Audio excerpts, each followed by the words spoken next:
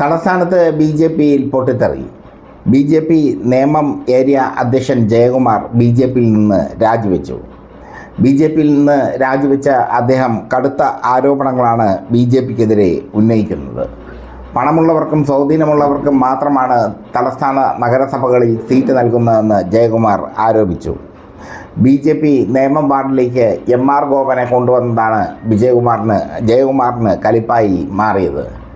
MR Gopan BJP നേതാവെന്ന നിലയിൽ തികഞ്ഞ പരാജയമാണെന്നും MR ഗോപന് പകരം നേമത്തുള്ള ഒരാൾ മത്സരിക്കണം എന്നുമാണ് ജയകുമാറിൻ്റെ വാദം. നേരത്തെ MR ഗോപൻ നേമത്ത് നിന്ന് വിജയിച്ചിരുന്നു. ജയിച്ച വാർഡിനെ തിരിഞ്ഞു നോക്കാത്ത ആളാണ് MR ഗോപനെന്ന് BJP പറയുന്നു.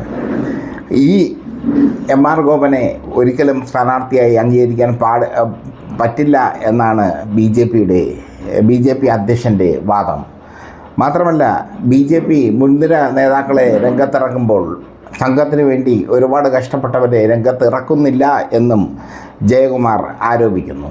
തിരുമല അനിലിൻ്റെ ആത്മഹത്യയ്ക്ക് BJP കൃത്യമായ ഒരു മറുപടി നൽകിയില്ലെന്നും അദ്ദേഹം പറയുന്നു.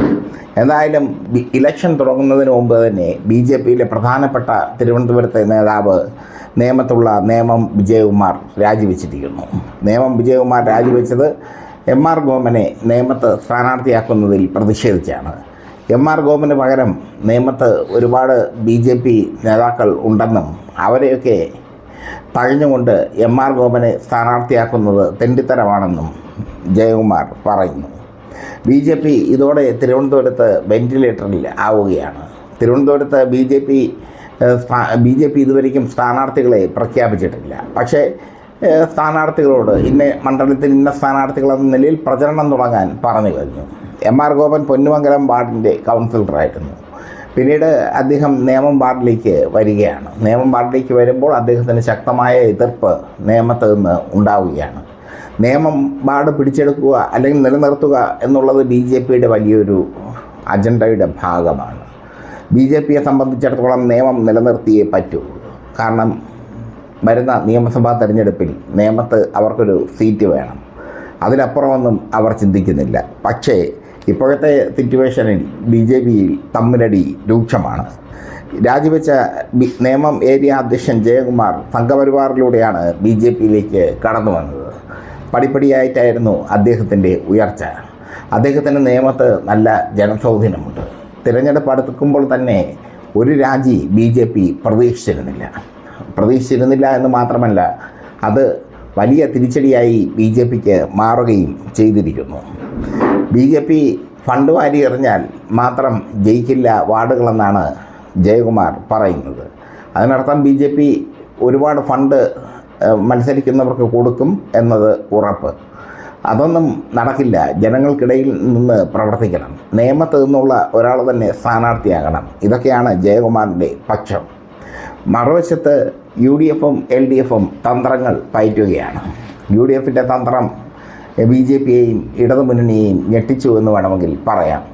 ശബരിനാഥനെ മേയർ സ്ഥാനാർത്ഥിയായി പ്രതിഷ്ഠിച്ചുകൊണ്ടുള്ള ഒരു മുന്നേറ്റമാണ് വലതുപക്ഷം UDF നടത്തുന്നത്. മറ്റൊരു ശ്രദ്ധേയമായ വസ്തുതയുണ്ട്. ശബരിനാഥനെതിരെ മത്സരിക്കുന്നത് BJP നേതാവ് VV രാജേഷാണ്.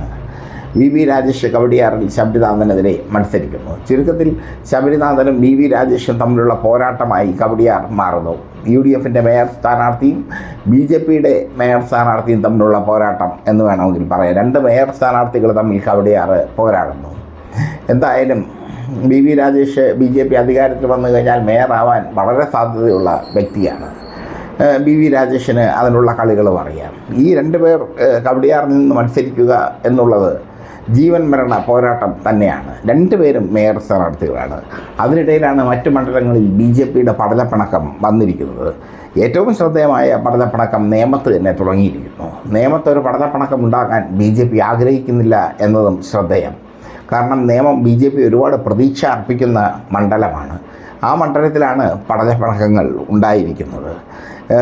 രാജിവെച്ച അധ്യക്ഷൻ ജയകുമാറിനെ എങ്ങനെയെങ്കിലും സമാശ്വസിപ്പിച്ച് തിരിച്ചു കൊണ്ടുവരാൻ BJP ശ്രമം തുടങ്ങിയിട്ടുണ്ട് എന്നതും ശ്രദ്ധേയം.